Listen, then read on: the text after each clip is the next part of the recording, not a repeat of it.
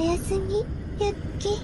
The spooky season's coming up. Halloween's right around the corner. There's a lot of conversation around anime being spooky. And is it actually possible? This is like the Yes. perfect opportunity to have this type of conversation. But what are your thoughts around just anime, spooky, especially as a Western? I think from a Westerner's point of view, maybe more so what we use as horror elements versus Japanese horror elements. I think they're just so drastically different. You know, Western style, I think of things like Halloween, Nightmare on Elm Street. Slasher Yes. movies. I feel like those are more predominant in our forms of horror. And when you see Japanese anime, you're seeing it in their light, how they culturally define what is like spooky and horror. spooky. Yeah. I tend to think they focus more on the spiritual aspect of things. A lot of the old written books of Japanese like horror stories, they're all based on like demon type things. The yokai in general. Yokai's kind of like demonic monsters. Yeah. So it's very much more on that superstition, spiritual focus. Really good website, Yokai Dictionary, basically. And it has a whole comprehensive list of Japanese yokai. Read through so many different characters. I recommend things like Kuchizuke Onna, which is like her mouth is open, or like Kappa, which looks like a duck with like a weird with a bowl cut? ball. Yeah. All of these different things are located on that site.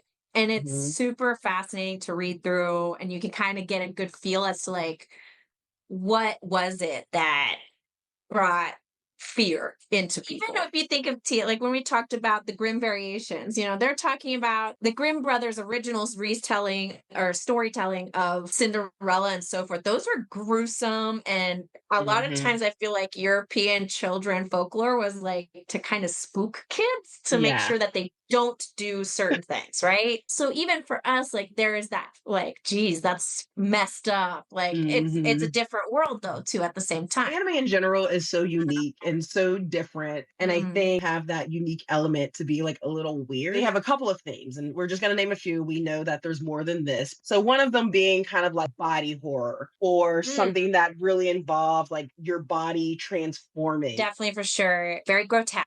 I feel like it's grotesque because it does deal with a lot of like when the body transforms, you're seeing it being like ripped and torn apart in the horror anime genre, which it can be gross. So a really cool anime and live action and manga is Parasite, where he literally gets a parasite in his hand.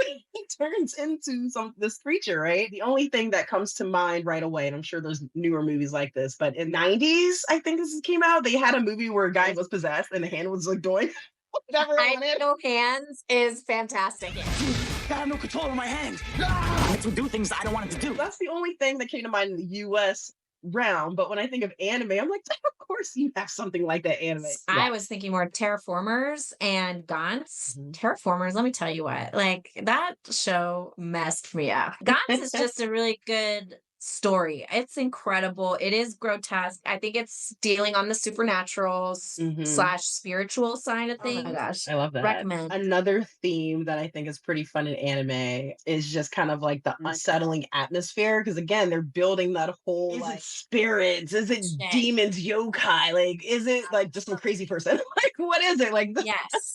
That tension. And the way that it's illustrated through like the art design and the color choice. I love that feeling where you just feel creepy just by viewing anime that really highlight that. Turbid Blue, which we watched as kids. Plastic, psychological, love everything about it. Perfection. And then actually in the last year, I think you watched this way before I did, and then you were telling me about it. Hell's Paradise, I think, is also a really great example of that. Like, my gosh, like that whole world of being with gods and yokais and demons and dealing with that as a human. Like, that's wow. That was such a cool look I feel, a good job at mixing that, like, oh, this feels like traditional Japanese, but it's also kind of taking like a Dante's hell, Inferno. like, yeah, where there's like different layers. Levels. And I feel like it did a really awesome kind of mixture of the two, and the art style is awesome. Like, holy crap! I think things like Mononoke has like the coolest art style. It's heavily based on Japanese horror folklore. Absolutely recommend.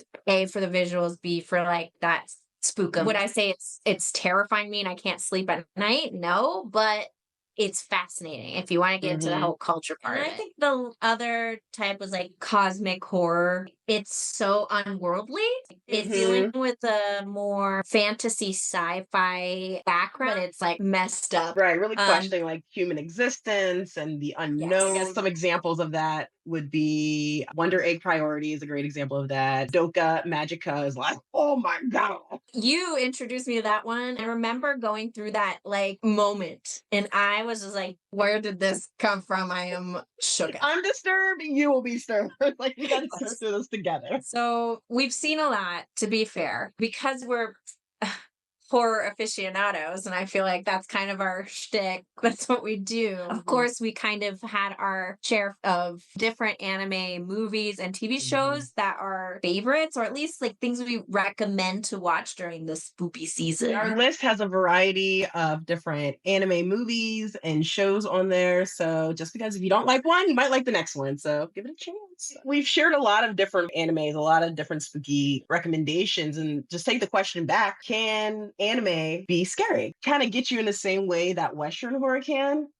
I'll let you guys tell us in the comments, but what we think is there's a different appreciation for it. I think if you go in with that understanding and then recognizing like the type of themes you like, because it gives you so much, you know? Yeah. I think that's the best way to navigate your anime horror experience personally. Yes, I think so too. I think you got it right on the head. Is it scary? I guess it depends on what you find scary. Looking at it as more of appreciation to learn about the culture. If you are someone who does enjoy horror films, especially in the Westerns front, you might not have the same understanding, but then take it back. Remember that this is a different culture. There are things that they find spookums is maybe not the same as us. Looking back on that history is really cool. I think that will help a lot. But yeah, so let us know, like, what is your favorite horror spooky anime? It could be a movie, it could be a TV show. We are the Bestie Bento Breakdown. My bestie and I watch anime all day, every day, and we love to talk about it. I'm Dr. Tia Keith. Welcome to my YouTube page. And I'm Allie. Nice to meet you. And we'll see you next time.